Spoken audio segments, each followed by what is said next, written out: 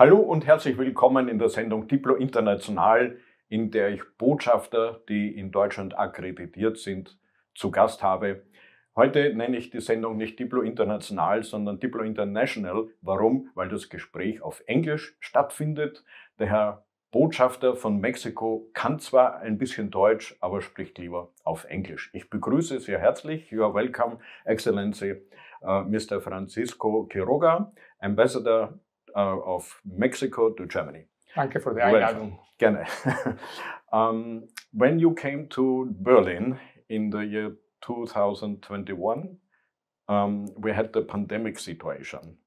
How did you see Berlin at that time? Well, Berlin is always a place that is very much alive, even in those conditions. To me, it was at the last stage. So it was about the restarting of operations, events, meetings with the government. It was a very, very challenging times for everyone because we were reconnecting and reconnecting in a different way, I believe. So very interesting and a time of personal and professional growth for everyone. It was very hard to make public diplomacy, huh? Yes, of course, yes, for sure. Did you see more discipline in Germany or more discipline in Mexico? Oh, Germany. Germany. By far. By far, yeah. We have to acknowledge that. And we pay the consequences. The losses we faced in Mexico, especially in terms of human lives, was much higher because of this. Because of this. And even though we carry out very intensive public campaigns of communication about the proper care and prevention measures, yes, it was a little more difficult, less discipline,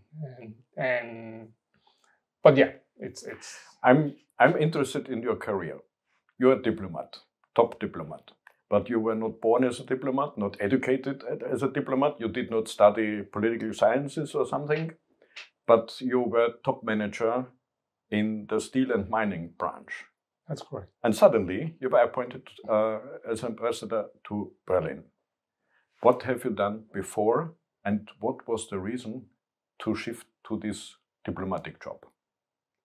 Well, actually, I was living in Germany while in the private sector.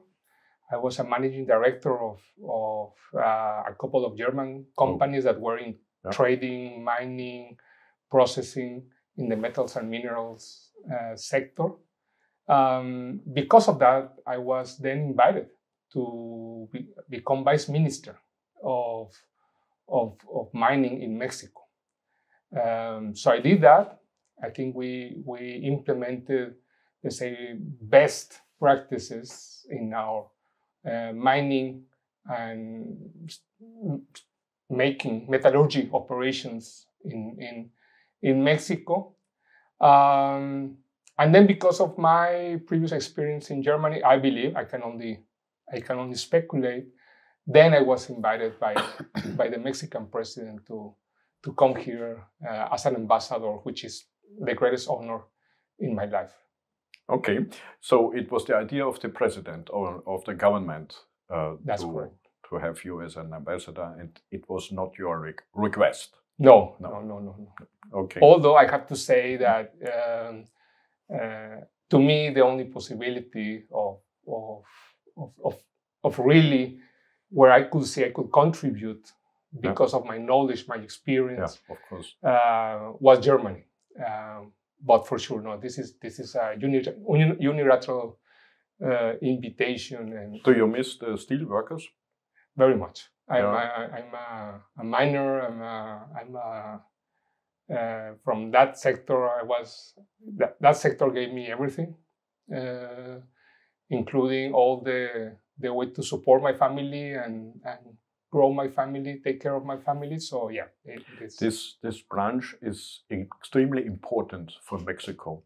It is. I've seen that you are the biggest producer of silver worldwide. Is it true? So it was not your job to produce silver, but for steel and for other resources? It is Mexico. It is what it is. Actually, the whole shape of it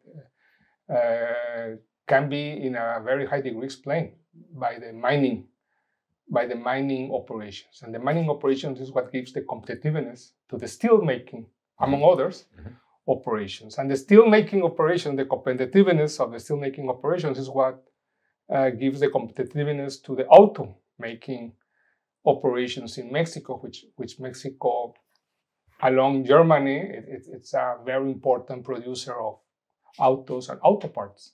So yeah, it goes to the heart of our industrial platform in Mexico. And the economic relations to Germany are extremely high. I know that Germany is the most important trading partner within the EU with Mexico, and vice versa. Mexico is the most important trading partner for Germany within Latin America. Yes, that's correct. Yeah. What are the main things that you can offer and the main things that you are importing? Well, it's autos, auto parts. There's a very dynamic and strong integration in those industry, equipment, pharma. But most importantly, Mexico has a very simple and clear proposition to the world and to countries like Germany, which is to become the industrial platform for North America, Latin America, and more Asia. Which means what? That you will not get better access physically, logistically, or let's say commercially in terms of tariffs than if you are in Mexico. And you will not, you will get competitive energy, sufficient and competitive. And if now we need renewable, then renewable, you will get the workforce you need. We want them to be well paid. We don't want to compete on cost, but on productivity. And like this. So for us, it's very clear. There's a social consensus about our integration with North America. That explains, I believe, partially the success that our government has in negotiating, let's say, right now with the US government. Our president right now in this has over 70% of public support for what she is doing, which is very high in this. Yes. In these times. Yeah. Not typical for European countries. No. Well, here people is more critical, I believe. But for us, it's very simple. It's very simple. North American integration, we all agree on that. You can be right, left, center, social democrat, whatever. We all agree on that. Having more roads is better. Having more ports is better. Having more energy, that's better. To me, I have to say personally, I'm amazed at the kind of discussions that I hear in other places, whether a new a source of energy it's desirable or not. For us, that's it. The most competitive, effective source of energy, that is desirable. I have another question to the automobile industry, but with a political background. As Mexico has some problems with the new US administration, with President Trump and his consultant Elon Musk, do the Mexicans like Tesla? Yeah, I think they're great cars. It's difficult to answer for an ambassador. Yeah. Well, but I go back to my simplicity and taking an expression from our cousins from the north. Don't take the eye out of the ball. For us, we are professionals on this, and we try to see through the apparent, let's say, expressions to the real interests behind those expressions, and find win-win situations. Over decades, we have developed a win-win situation with the US. And we try to take care of that and any other issue, even if it is, let's say, not the most amenable way of expression, we focus on what we have built together and taking care of that, because that is what gives our people good employment, well-paid jobs, economic and social development, taxes, public revenue. So for us, it's very clear, and we stick to it. As Mexico is a transit land for refugees and migrants who want to go to the USA, what is the new president? It's the first female president in Mexico. The new president doing to come along with USA and to tackle the problem? Well, first, we have what we call a humanist approach. The people migrating, they deserve all our respect and their dignity. And that's the first premise of addressing the issue. People that arrive to Mexico, they have to go through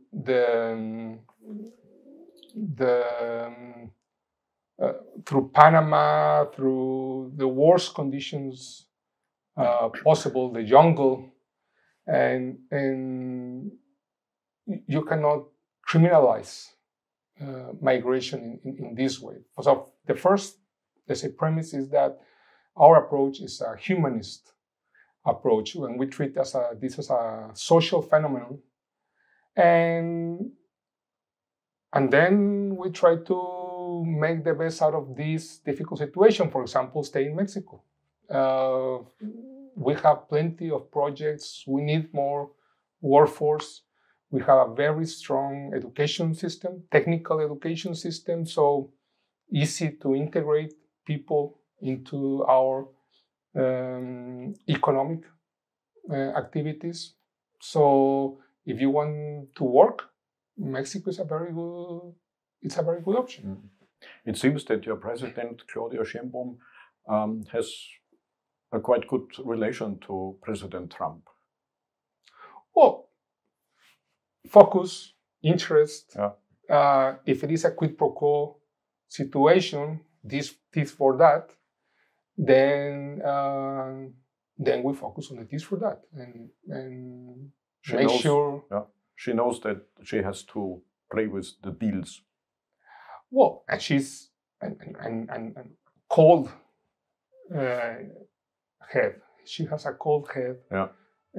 Because we have to be very responsible as a government, as authorities. We have to be very responsible because a lot is at stake. We do believe that also a lot is at stake on the other side, because these exports that Mexico does to the US are in a great deal made by US companies. We have 30,000 plus US companies operating in Mexico, and the average times that an auto part crosses the border is 7. Mm-hmm. So you manufacture it in Mexico, and then you send it to the US, and then it gets into something a little more complex, and then you send it back to Mexico, and then you add something. Mm-hmm. So by the time the car goes to the US, it has already crossed 7 times. Oh, so, interesting. Yeah. So it is a win-win situation or a lose-lose situation if you want to mess with it. Now, the fact that someone is willing or actively messing with or damaging something valuable should not be an argument for you yourself also to damage that. Of course, yeah.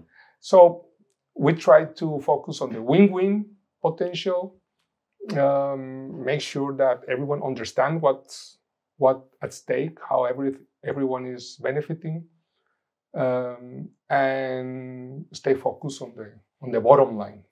By the way, also many German companies are in Mexico, and they created around about 300,000 jobs. Huh? I believe even more than that. Even more. Yeah. We have over 2,000 German companies operating in Mexico, more than in other besides the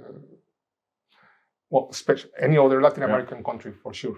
So, but Mexico has a big problem with drug cartels, and so it's a transit country, but also more and more a destination country. Is it true? Well, basically, it's transit. That's the big part. To the USA. To the USA. Yes. Now, of course, we also try to approach this as a phenomenon. And this phenomenon has, of course, supply and demand. So a lot of what we have now in the news is about how to address the demand. And we have had some public campaigns in Mexico that try to sensitize, alert, warn our people, especially our young ones, about the long-term consequences of drugs. But then even on the supply side, when you have, let's say, the logistics of it, you have 1 ton of whatever, a drug going to the US. Well, that ton, when it crosses the border, it gets into kilos. So that one person that was driving the 1 ton, now you need tens of people to send the kilos. And then when they arrive to a city, you don't send kilos, you send grams. Yeah. And then you have hundreds of people.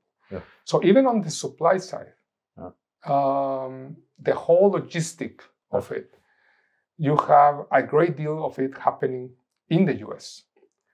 And then you say, yes, but maybe that's not the real problem. The problem is the violence after that.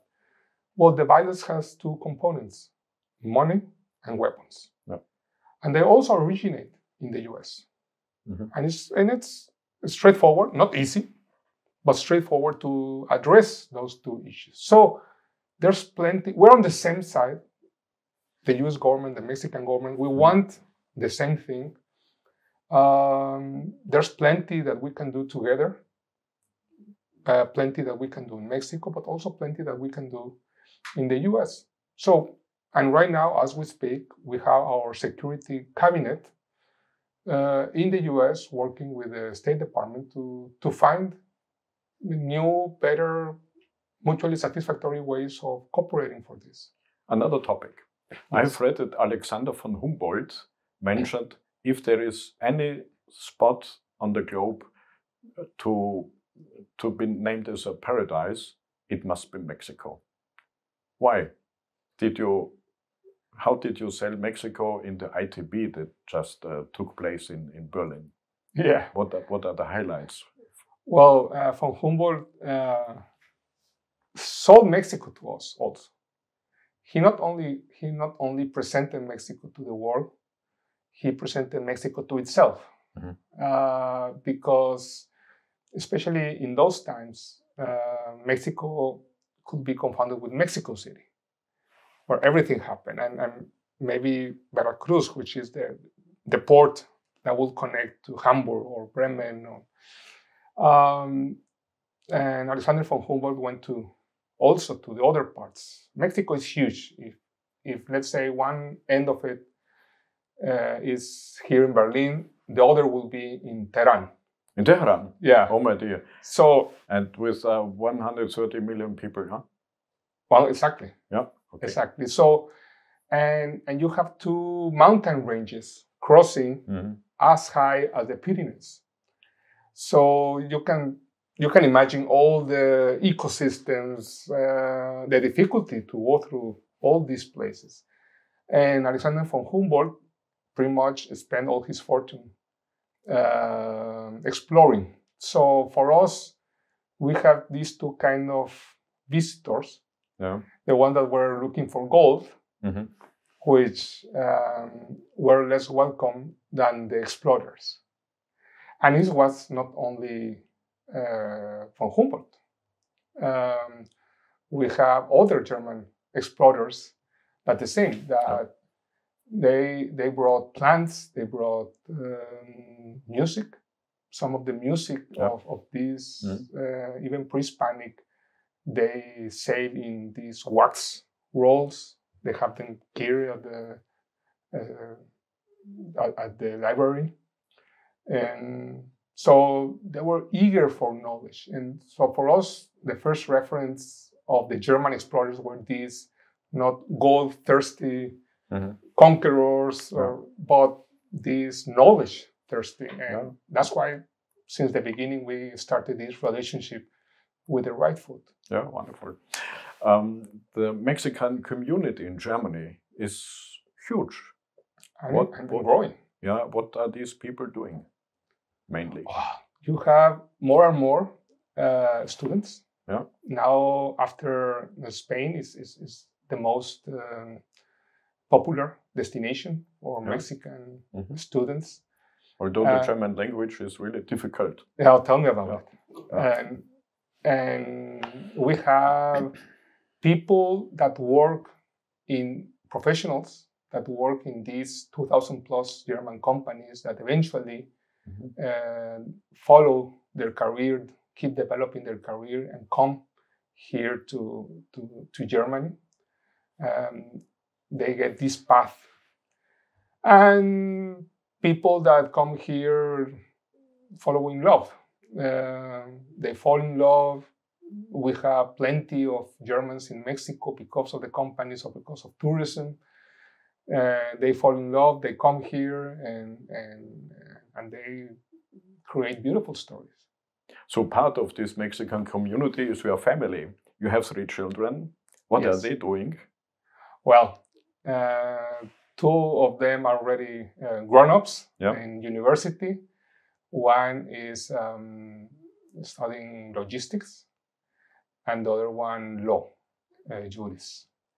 And the little one, 16, it's in the grade before. Okay. Before university. My last question is the typically undiplomatic question. Do you have an episode, an anecdote, or maybe something that your family is not able to understand in Germany? Yeah, well, I remember one time, my boss, my Mexican boss,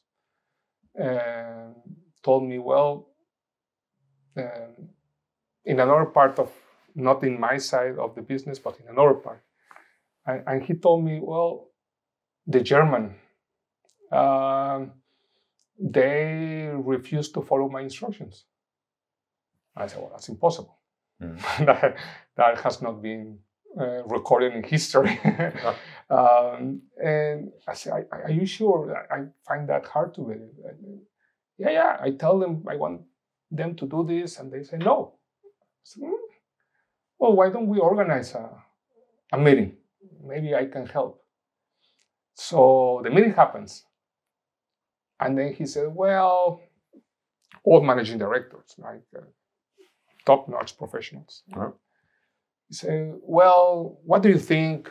Because I have this idea and I would like to do this and this and this. What do you think? Oh, no, that's an awful idea. That's very bad idea. Oh, well, and you, what? No, I agree. That will not work well. Yeah.